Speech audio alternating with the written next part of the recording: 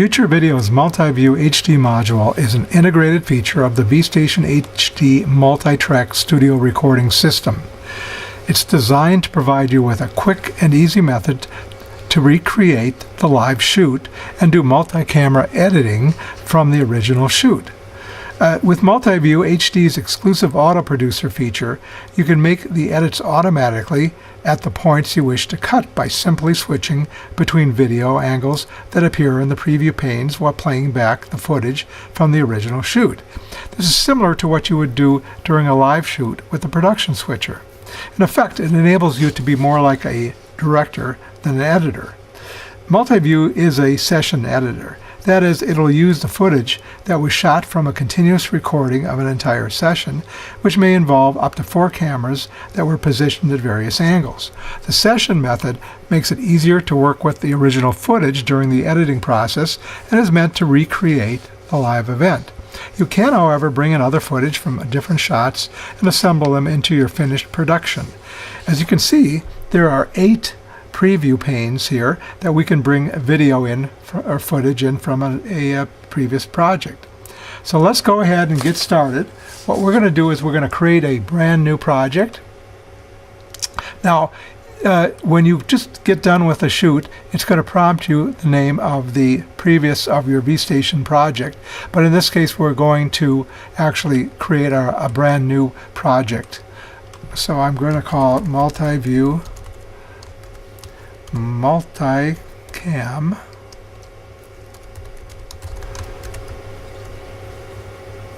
shoot. Okay, and this is prompting me to tell me where I want to get how to get my clips. So I have 3 different ways I can get my clips. I can get them from the clip browser, which is here. I can get them from the playlist of my current project, or I can import them from a previous camera recording that we did on a different camera. It doesn't have to be from VStation. Or I can get them from the output reels that I've created previously. Now in this case, I'm going to get the clips from a previous project. So I'm going to open up the clip browser, and then I'm going to filter through my projects with the combo boxes here. So let me just go ahead and pick a project that we did back in one of our sessions. And then I can choose the various reel names from this session that I took. So for example, let's pick one from the Dale and Rep session. And now I have across here, you can see I have the track 1 or camera 1, camera 2, camera 3, camera 4. These are the 4 tracks, and each one of these represents a shot or a session that we did. So in order to make sure I'm picking this from all the same session, I can look at and see, or the same shot, I can see what the shot number is by turning on the information display. So in this case, we can see we have shot 3, take 1, shot 3, take 2, shot 4, and so I'm going to pick these all from perhaps the shot 3 of take 2. Select them that way, and then all I do is close the window, and then here are my shots. So it's important to make sure you're pulling the clips during multi-view for each multi-camera edit from the same shot and take number. And so now with my playlist here, I can I could actually put more clips in there, but I'm going to go ahead and highlight all the ones from the clips, put them into my preview window, and they automatically are selected as indicated by a border around the clip. If I don't want to use that clip, I just right click, but if I want to reselect, I right click again, and that enables that. So the first step we're going to do here is we're going to actually create a new output reel that's going to be our actual edited reel. So we'll call this sample multicam video. And the very next step, by the way, this makes the not only the output reel the same name, it also creates an edit decision list, or EDL, of the same name. So the first thing we want to do is we want to bring the clip or the footage from the camera that we want to start, or the angle we want to start. So let's go ahead and pick 2. Now I can do this in several ways. I can either click on the preview pane, I can click on the switcher, or I can actually use the keyboard keys to switch windows. And if I use the keyboard keys, it's very quick as I go along. I can just simply use 1, 2, 3, 4 in this case. And then if I want to pause and play, I just simply hit the enter key alternately.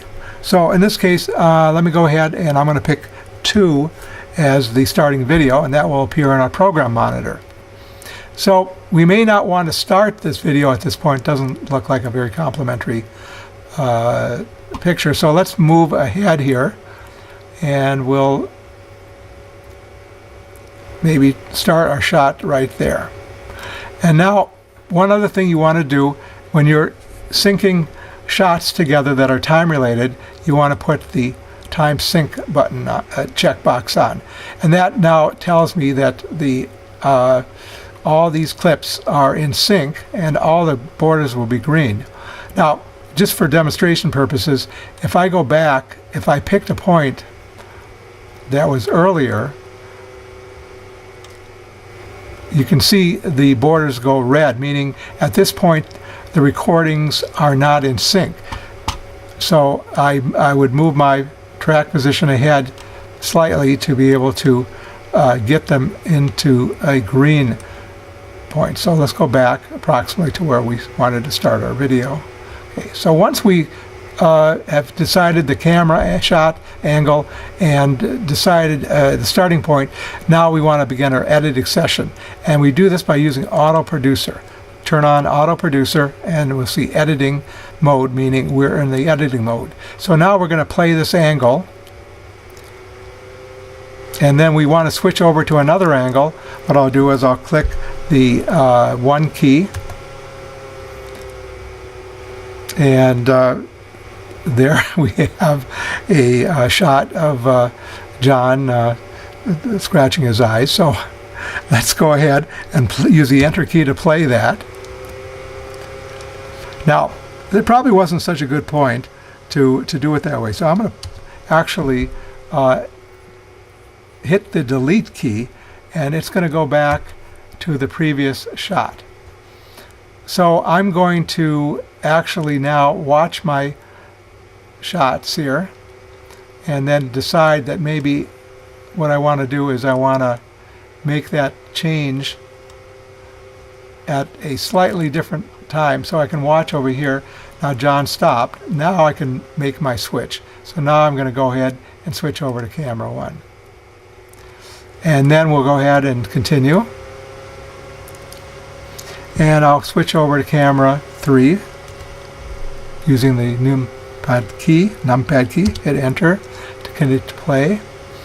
And let's say, let me pause it here, and let's say I really want to skip a section. So what I can do it 2 ways. I can actually turn off AutoProducer at this point, or I can simply drag the button, the track bar, and then hit trim, and that trims out everything from the last cut to here, and now I can continue on and switch over maybe back to over to camera 4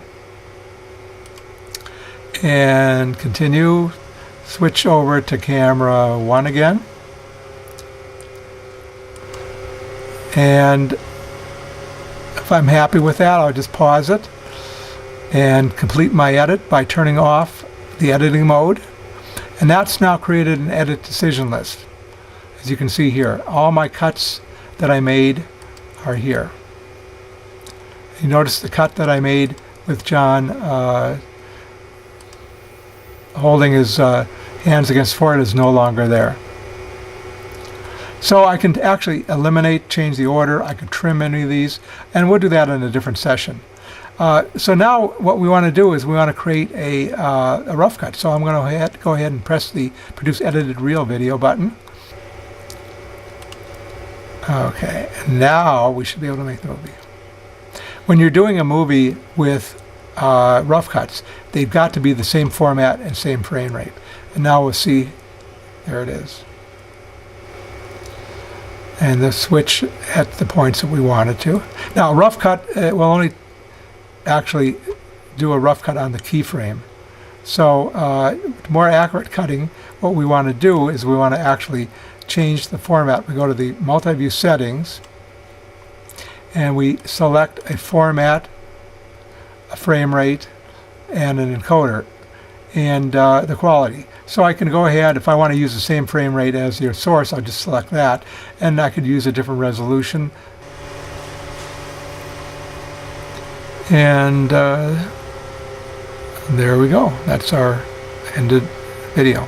Now, every reel we make, you see here, we can actually choose from our combo box and choose which video we want. And then if we choose that video, we hit play, and it'll play that particular video. Also, I want to point out that when you're making subsequent videos, the EDL will be grayed out. You have to go back to the parent EDL or parent video, which will say here, and then you can get back to your original EDL. So that gives you some idea of how to use multi-view, and we hope you can learn more by looking at the manual and being able to learn and how to be proficient with multi-view.